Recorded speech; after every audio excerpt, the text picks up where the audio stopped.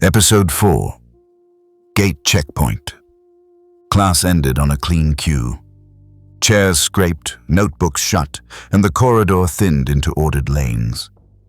A wall screen near the stairwell updated mid-scroll. Checkpoint tightened, 12:05 to 12:30. Random depth scans active. Groans ran low, the kind students used when rules ate minutes. A drone slid across the high windows, lens tilted down, then drifted off. Nnennaya checked her satchel strap and found the worn patch with her thumb. 4 inches, 2 to hold, 6 to let go. Heat pressed faint under her left shoulder where the glyph mark lived. Quiet, restrained. She joined the line toward the ground floor. Posters by the stair reminded, "Carry ID at all times." A boy behind her muttered about missing the market queue. His friend replied, "Keep moving." Guards don't hear complaints. The stairwell aide watched but didn't step in. At the base, 3 narrow lanes funneled to the gate arch.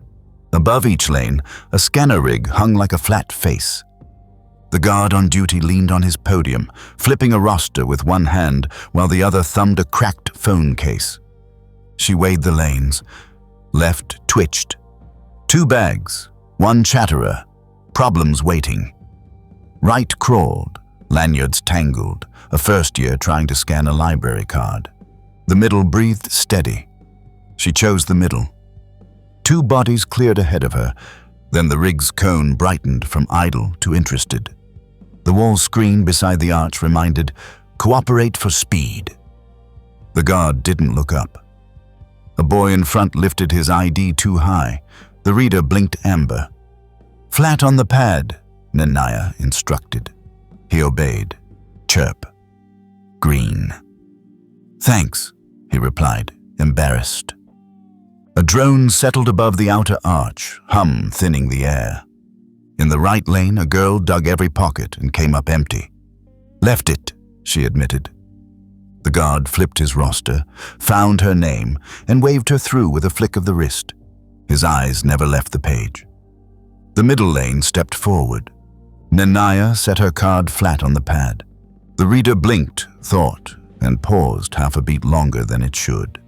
At the same moment, the overhead rig widened its cone to random depth scan. Air lost warmth. Students on either side leaned back without showing it.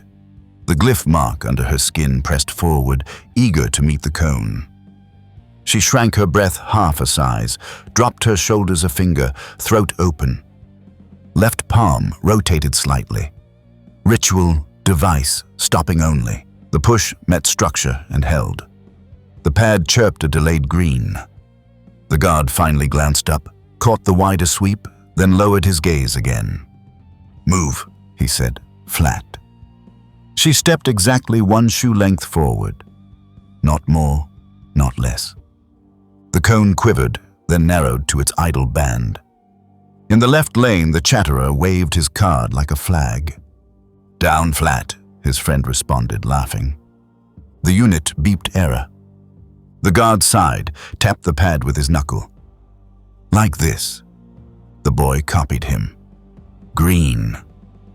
Laughter cut off. The drone over the arch drifted 6 inches and stopped, its lens focused on the center lane. Heat at Nnennaya's shoulder leaned forward again, wanting to steady the space. She kept her elbows loose and shrank her breath once more. The glyph mark settled. A poster taped to the arch read, "Progress likes order." Someone had scratched a crooked omega through the O. The joke was small, but it existed. "Next," the guard called. The girl ahead shook as she pressed her card. The pad stuttered. Nnennaya kept her voice calm. "Set it down flat. Don't move." The girl obeyed. Green. She hurried through without thanks. Now, Nnennaya's turn. She left the mat when the cone dimmed. 1 ordinary step. No flair, nothing to name. Outside the arch, sound grew louder and simpler. Traffic hum. A cartwheel squealed until a boy thumbed oil into the joint. The screen by the corner ticked the inspection window forward 1 more minute. She walked 3 paces before returning her breath to full size. 4 in, 2 to hold, 6 to let go. The glyph mark under her shoulder matched the city. Present, quiet, obeying. Behind her, the left lane hiccuped. The reader flashed amber, then green. Another guard nudged the scanner bracket with his boot. The cone narrowed by a fraction. Students muttered and kept moving. She chose the long way out of habit. Under the bridge with peeling paint and swallow nests, past the repair shop wall with a dead camera, along the planter that broke a sight line. 4 minutes added, 1 scanner avoided, 2 eyes removed, the right math. By the street, a new sign read, "Compliance means care" in fresh paint. The bottom edge lifted where the tack missed wood. Breeze pulled it forward and let it fall back. A boy with books almost clipped a woman. A hand reached to tap his elbow. Course corrected. Small saves held the day together. She touched the worn patch on her strap. In the alley reflection, 2 drones crossed paths, split, and disappeared. A wall screen at the block's end glitched half a word, "Remember," before resetting to supply hours stable. She filed it. Inside the apartment, the home scanner blinked its idle too bright, too dim. Ngozi sat at the table, packets stacked into neat rows. "What's the carry?" she asked. "I made the lane," Nnennaya responded, hanging her satchel, "and kept my name out of it." Ngozi gave 1 slow nod. "Good." "Check the lamp." The radio upstairs cut mid-sentence. In the alley, a drone circled once and slid away. Ledger. "Stillness at the gate keeps you ordinary."